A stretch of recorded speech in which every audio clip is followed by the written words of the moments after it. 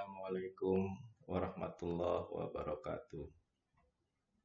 Selamat bertemu kembali pada perkuliahan kita kali ini. Topik kita pada kali ini adalah pemeliharaan sapi dara. Jadi secara umum, walaupun konteks yang kita bahas adalah sapi, ini dapat juga kita generalkan terkait untuk pemeliharaan domba, kambing, dan juga kerbau. Nah, masa dara. Nah, ini kalau kita lihat kenapa masa dara ini penting, ya khususnya adalah untuk penyiapan pada masa berikutnya. Kalau kita lihat definisi, sapi betina yang berumur lebih dari 8 bulan sampai menjelang beranak pertama, itulah target kita. Dalam bahasa Inggris sering disebut heifer. Itu kalau yang betina. Nah, kalau yang jantan apa sebutannya? Nah, silahkan kalian cari di kamus bahasa Inggris atau istilah peternakan. Mengapa pada masa dara ini menjadi penting? Ya, pada saatnya nanti, disinilah proses seleksi kita jalankan, yaitu untuk memilih induk di kemudian hari. Baik itu khususnya ini untuk yang betina. Kenapa harus dipilih dari awal? Ya, karena nantinya kita tidak bisa saja ujuk-ujuk menjadikan sapi itu sebagai induk, karena kita tidak tahu asal muasalnya. Khawatirnya pada saat dia menjadi induk, dia tidak bisa menjadi induk yang baik. Salah satu indikator adalah mampu memproduksi susu untuk anaknya. Nah, ini indikator pada saat dia nanti menjadi induk yang baik. Nah, pada masa pertumbuhan di usia dara ini, target pertambahan bobot ideal itu sekitar 600 sampai 700 gram per hari.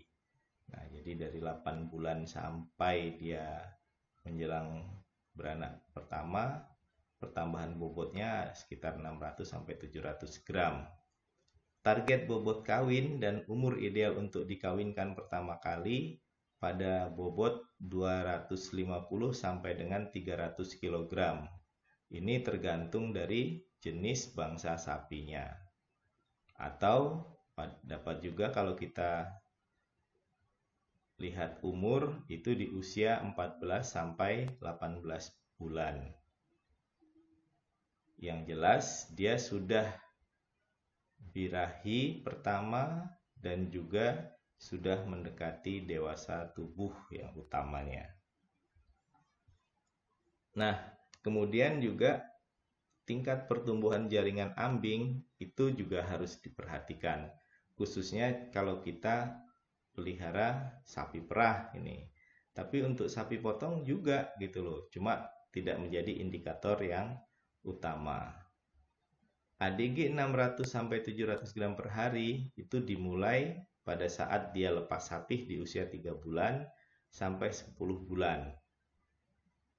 Nah, jadi dengan kondisi itu 10 bulan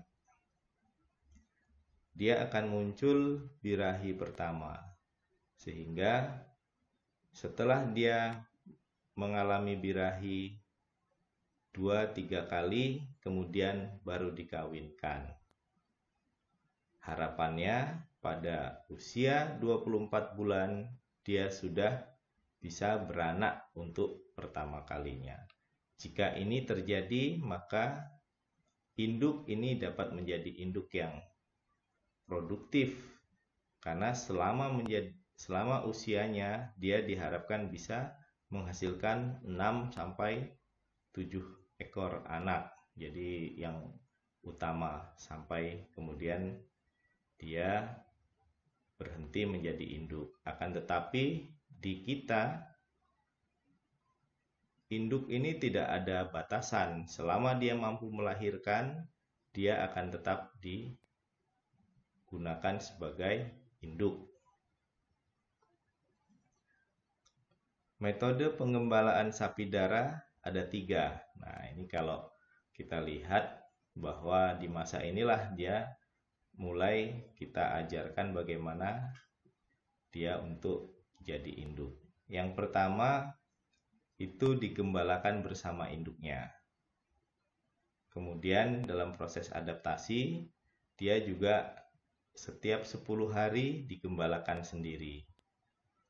Pada akhirnya, ia bisa ditambatkan di lapangan atau dikandangkan sendiri. Ini adalah proses transisi bagaimana sapi darah menjadi sapi induk. Apa saja yang kita lakukan untuk proses identifikasi sapi darah?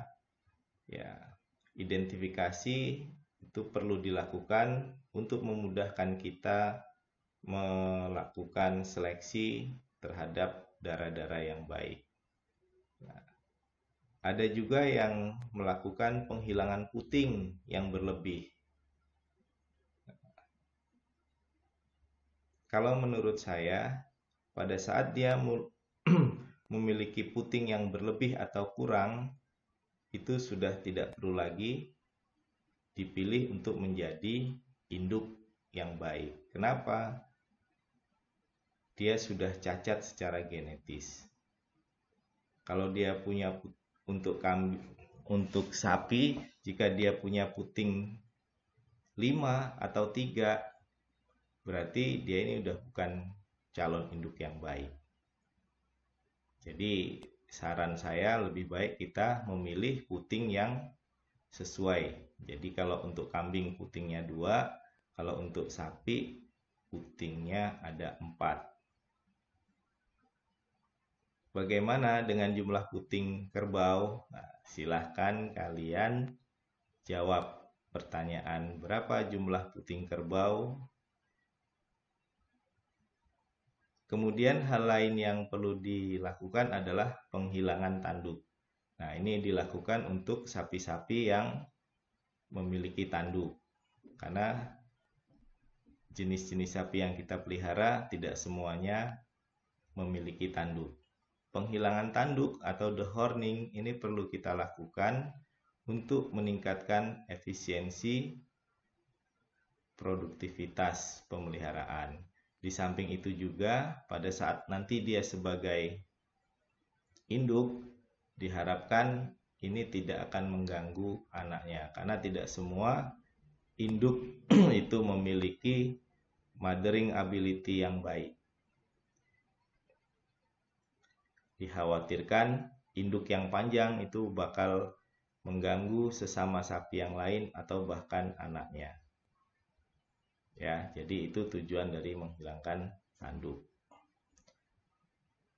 Selanjutnya ini adalah faktor-faktor yang mempengaruhi pertumbuhan sapi darah.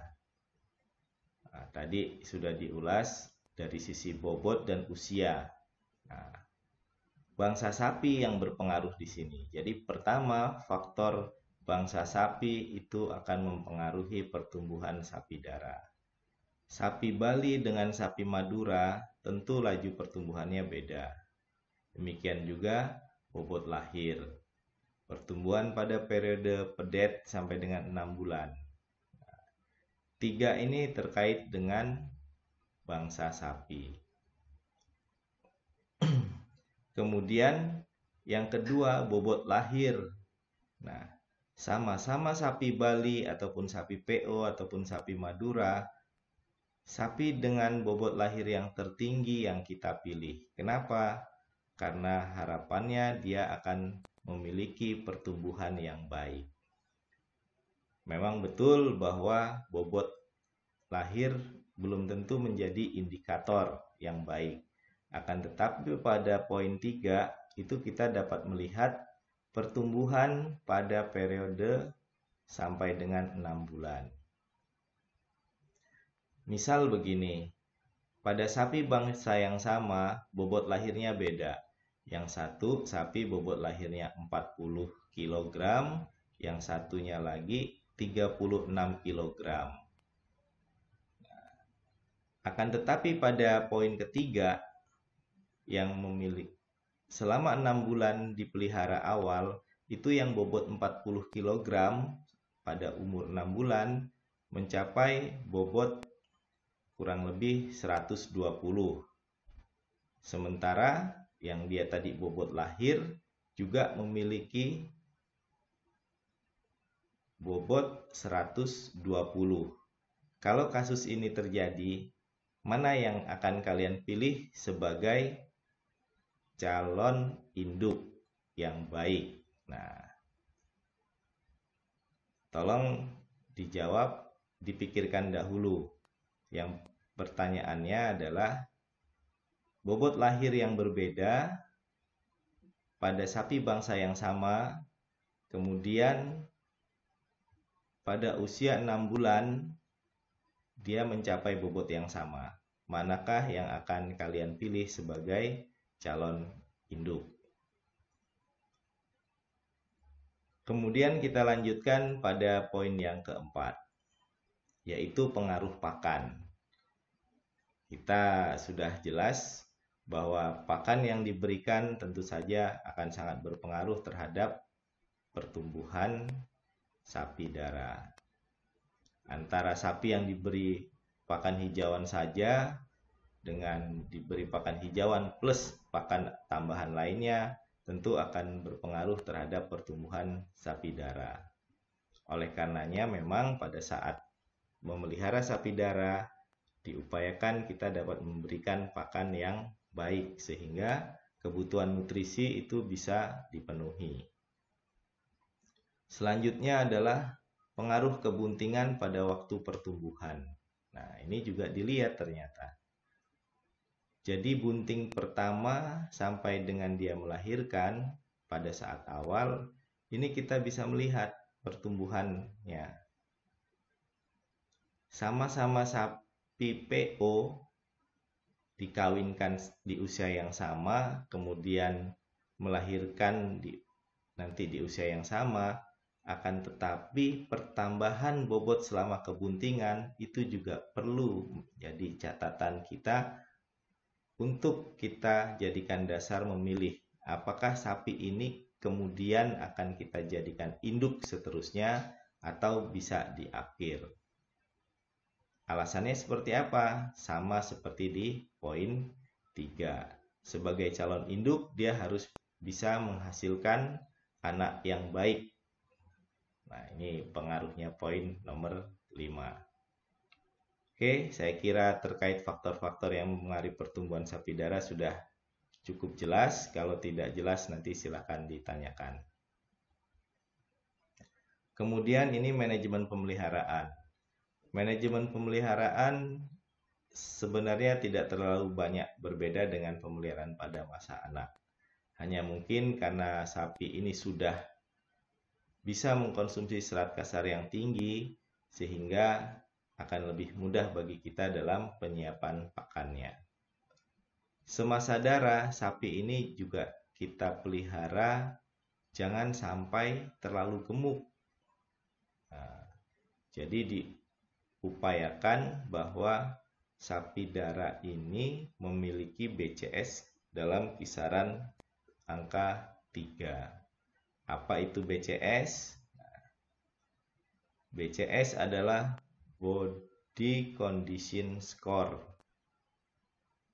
Itu bagaimana kita mendeskripsikan kondisi tubuh sapi dengan standar yang kita gunakan. Di Indonesia umumnya kita menggunakan BCS dalam skala 5. Nah, silahkan kalian baca tentang BCS ya. Nah, ini kondisinya, jadi kita upayakan bahwa sapi dara ini tidak terlalu gemuk dan juga tidak terlalu kurus. Jadi kondisi ideal. Kalau terlalu kurus, dikhawatirkan nanti dia mengalami penurunan fertilitas dan juga dikhawatirkan akan menimbulkan masalah kesehatan. Sedangkan kalau badannya terlalu gemuk, itu kemungkinan akan mengalami gangguan metabolisme. Jadi kita pilih seperti lagu. dangdut itu ya, yang sedang-sedang saja. Oke, ini proses pemberian pakan. Yang perlu diperhatikan adalah di masa dara ini, pakan yang diberikan itu memenuhi kebutuhan hidup pokok, kebutuhan pertumbuhan, reproduksi, dan produksi daging. Zat gizi utama yang diperlukan untuk sapi adalah protein dan energi. Ini menurut Tillman tahun 98. Dan ini sudah menjadi pedoman buat kita semua. Kebutuhan hidup pokok, pertumbuhan, reproduksi, dan produksi daging.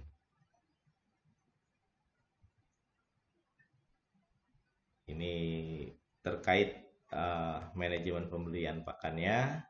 Setelah disapih, dia juga masih bisa diberikan calf starter sampai dia bisa mengkonsumsi pakan serat yang lebih tinggi. Biasanya pada umur 6 bulan ke atas, dia sudah mampu mencerna serat kasar tinggi dengan baik. Sehingga pada usia 6 bulan itu kita bisa memberi hijauan sampai dengan 20 kilo. Kalau memang kita tersedia hijauan yang baik, makanya kita dapat memberikan pakan untuk dara ini full hijauan. Pada saat hijauan yang kita berikan dapat memenuhi kandungan nutrisinya, maka cukup hijauan saja itu sudah bisa menjadi sumber pakan buat sapi dara. Kenapa kita pilih hijauan? Ya, karena kita memang menghendaki bahwa sapi dara ini dalam kondisi tubuh yang sedang-sedang saja. Nah, karena kita hijauan, makanya kondisi yang kita berikan itu adalah pakan dalam kondisi yang segar. Apa kelebihan pakan segar? Nah, sama seperti kita, bahwa pakan yang segar itu cenderung memiliki aroma yang baik, sehingga dapat meningkatkan palatabilitas sapi dalam mengkonsumsi pakan yang disediakan. Pada saat palatabilitas baik, harapannya kebutuhan sapi akan nutrien itu dapat tercukupi untuk memenuhi kebutuhan pokok, produksi, reproduksi, dan lainnya. Ya, jadi upayakan memberi pakan itu yang fresh atau yang segar, baik itu hijauan ataupun lainnya. Nah, pemberian pakan itu dapat dilakukan dengan 3 cara.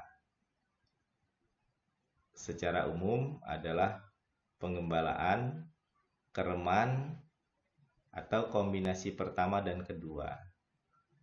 Kereman ini juga sering kita sebut dry lot fattening, alias sapi itu berada di dalam kandang dan tidak digembalakan. Sementara yang ketiga itu kombinasi yang pertama dan kedua. Jadi sebagian, misalnya 10 hari dia dikerem, 10 hari dia digembalakan. Kondisinya seperti itu secara bergantian. Next, kita lihat penggembalaan. Penggembalaan itu dilakukan dengan melepas sapi di padang rumput. Nah, padangnya cukup luas dan dia di sana berkisar 5-7 jam per hari. Dengan cara ini, harapannya sapi tadi sudah dapat memenuhi kebutuhan pakannya, dan jika rumputnya baik, kita sediakan bermacam-macam, itu kita tidak perlu lagi menambahkan pakan penguat, karena kebutuhan dia akan nutrisi sudah dapat dipenuhi dari bermacam-macam jenis hijauan. Yang perlu diperhatikan adalah, sebelum kita lepas secara penuh, itu kita yakinkan bahwa sapi tersebut sudah dapat mengkonsumsi makanan yang mengandung serat kasar yang tinggi.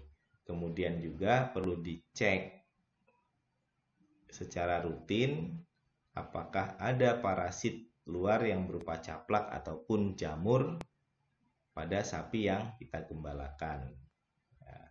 Kenapa? Proses penggembalaan ini memang risikonya adanya parasit luar yang akan menempel pada sapi ataupun juga jamur. Bahkan tidak jarang juga akhirnya sering cacingan. Nah, ini perlu pemeriksaan rutin terkait kesehatan ya. Kemudian yang kereman. Yang kereman pakan diberikan dengan disuguhkan atau istilah kita ya kita siapin setiap hari. Rata-rata sebagai dasar yang gampang itu 10% dari bobot badannya.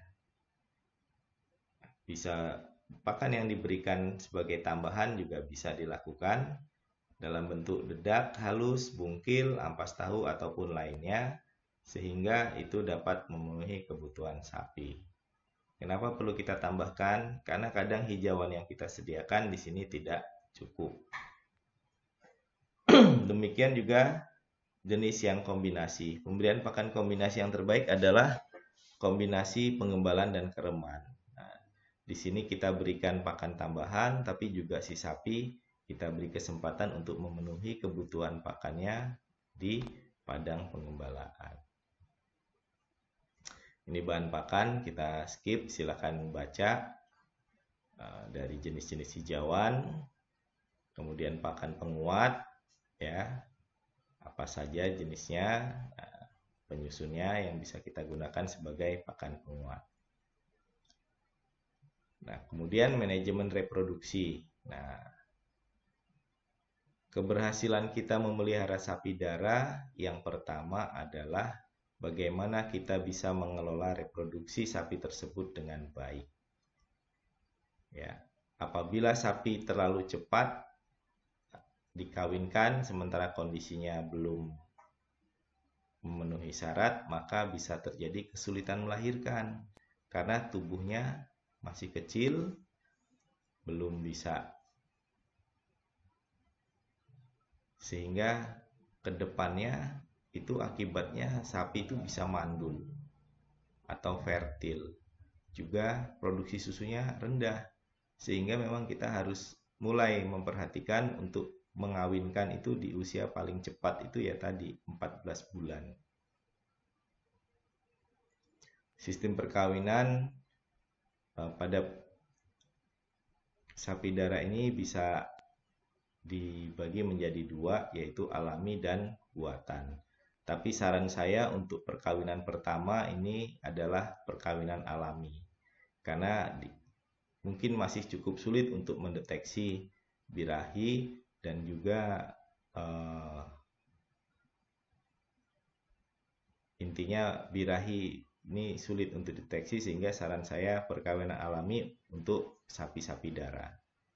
Setelah untuk kelahiran kedua dan seterusnya itu kita akan lebih mudah mendeteksinya sehingga bisa dilakukan dengan perkawinan buatan atau inseminasi buatan.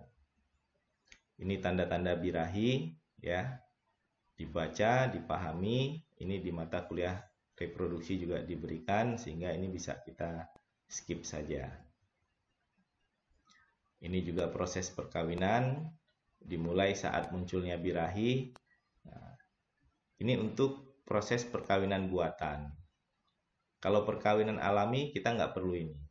Biar mereka yang berhubungan langsung antara sapi betina dengan sapi jantannya. Kita nggak perlu repot-repot baca begini kalau di perkawinan alami. Tapi kalau dia perkawinan buatan kita harus paham. Ini lebih jelas di mata kuliah reproduksi ya. Ini ada aktivitas silent heat.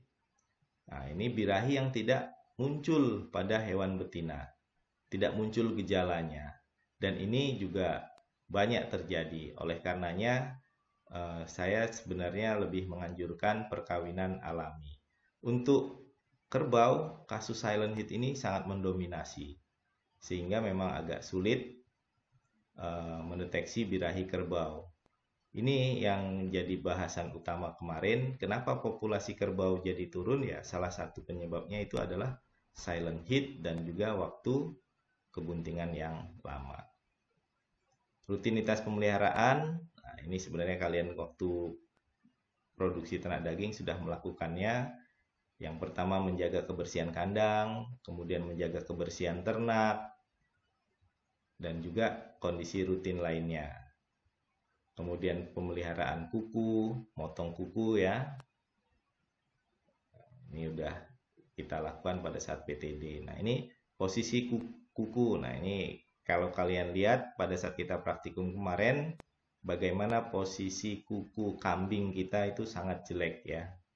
Itu perlu dipotong. Nah, ini kondisi yang diharapkan seperti ini sehingga tidak akan merubah struktur anatomi dari kaki belakang ternak kita. Kalau sudah terlalu panjang, akhirnya menyebabkan kambing itu sulit atau ternak itu sulit berjalan. Nah, inilah salah satu fungsi penggembalaan, bahwa dia dengan digembalakan, kita tidak perlu melakukan pemotongan karena terkikis sendiri pada saat dia berjalan di padang penggembalaan. Tapi untuk sapi kambing yang dikerem itu secara terus-menerus, ini perlu kita lakukan pemotongan. Kesehatan ini juga sudah jelas bahwa faktor kesehatan kalau kita pelihara itu jangan sampai terjadi masalah gangguan kesehatan. Akan tetapi namanya ternak kondisinya tidak selalu sama, sehingga kadang kita juga mengalami gangguan kesehatan. Biasanya kesehatan yang sering dialami adalah terkait dengan pakan. Nah, ini pakan yang salah manajemen. Itu bisa mengakibatkan ketosis, bloat, milk fever, hipokalsemia, dan lainnya. Dan ini bisa menyebabkan kematian. Jadi harus diperhatikan pemberian pakannya ya. Kalau yang lain-lain itu ada juga kejadian tapi sangat sedikit. Sehingga memang manajemen itu sangat berpengaruh terhadap kondisi kesehatan sapi. Kalau rutinitas pemeliharaan kita lakukan dengan baik, menjaga kebersihan kandang, kebersihan ternak, dan lainnya, mudah-mudahan sapi yang kita pelihara akan selalu sehat. Nah, ini gambar apa ini? Nah, ini adalah gambar kita kalender kebuntingan ya. Di mana kita harus mengawinkan, di mana dia ada masa bunting, kemudian beranak dan menyusui. Kemudian secara siklus kapan dia harus dikawinkan lagi itu bisa dilihat di sini. Ini lebih jelas juga terkait dengan kalender reproduksi ya. Ini ada yang jualan juga ini. Tapi kita yang penting tahu bagaimana siklusnya, masa-masa utamanya. Demikian penjelasan pada kali ini. Jika ada pertanyaan-pertanyaan, nanti kita lanjutkan dengan Zoom meeting pada akhir sesi pertemuan kita. Terima kasih. Billahi taufiq wal hidayah. Wassalamualaikum warahmatullahi wabarakatuh.